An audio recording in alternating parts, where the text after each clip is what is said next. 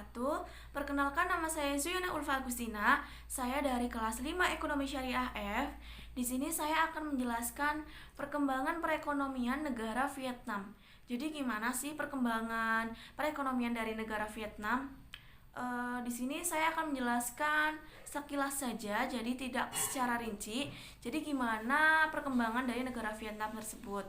Yuk, jangan lupa ditonton sampai akhir dan jangan lupa subscribe channel saya. Terima kasih.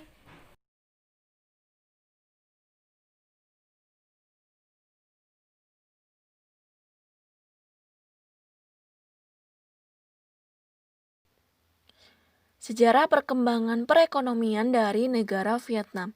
Seperti apa sih sejarah perkembangan negara Vietnam?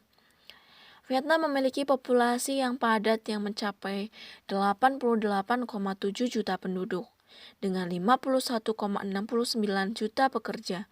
Berdasarkan pekerjaan, Vietnam adalah negara agraris di mana sekitar 60% dari tenaga kerja bekerja pada sektor pertanian, kehutanan, dan perikanan. Vietnam adalah eksportir terbesar dari sejumlah komoditas seperti kopi, beras, lada, dan jamu meteh. Pada tahun 1986, Vietnam melakukan pembaharuan ekonomi atau Doi Moi untuk menyesuaikan diri dengan perkembangan dunia internasional yang semakin mengarah ke arah demokrasi. Perdagangan bebas dan ekonomi pasar sebagai bagian dari paket reformasi ekonomi. Kepemilikan swasta digenjot dalam bidang industri, perdagangan, dan pertanian. Alhasil, Vietnam berhasil mencapai pertumbuhan PDB tahunan sebesar 8% dari tahun 1990 hingga 1997 dan berlanjut sekitar 7% dari tahun 2000 hingga 2005. Vietnam menjadi negara dengan pertumbuhan ekonomi tercepat kedua di dunia setelah RRT. Pada saat bersamaan, investasi asing tumbuh 3 kali lipat dan simpanan domestik tumbuh 4 kali lipat. PDB per kapita meningkat terus selama bertahun-tahun dari US dollar 140 pada tahun 1992 hingga hampir 1.600 US dollar pada tahun 2012.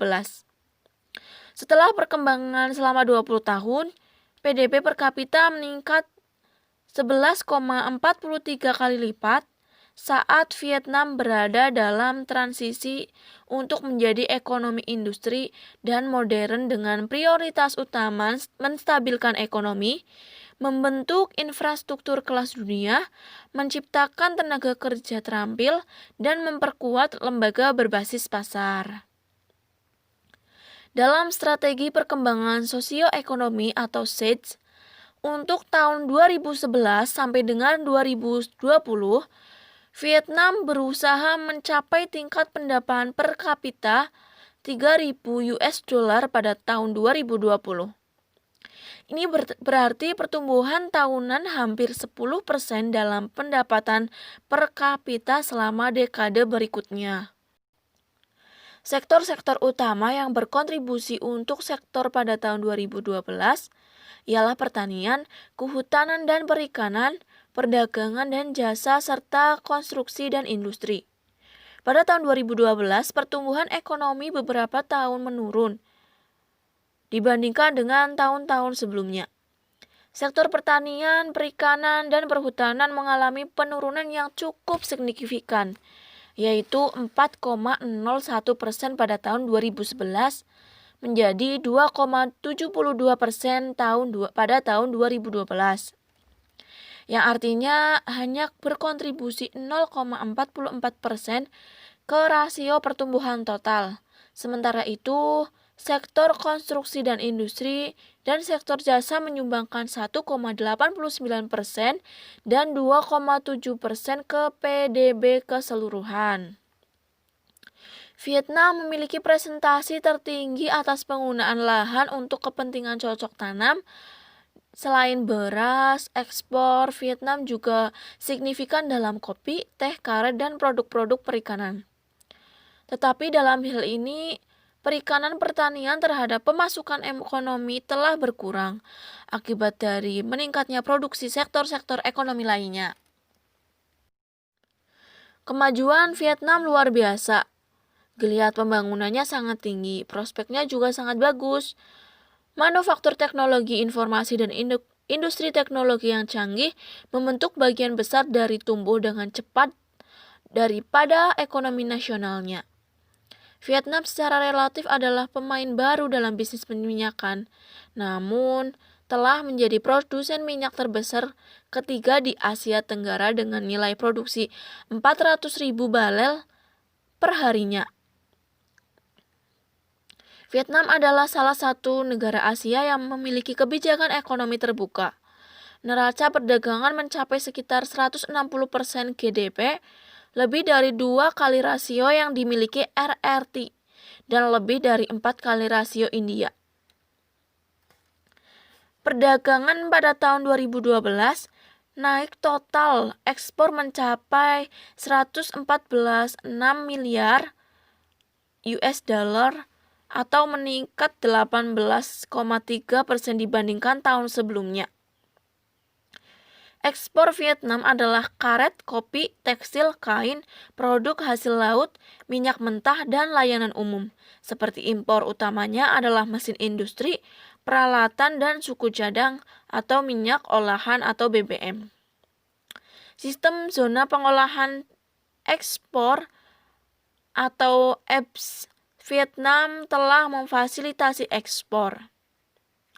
Pemerintah telah melakukan langkah signifikan untuk memperpendek prosedur cukai dan mengurangi birokrasi sebagai bagian dari usaha jangka panjang untuk memenuhi standar internasional.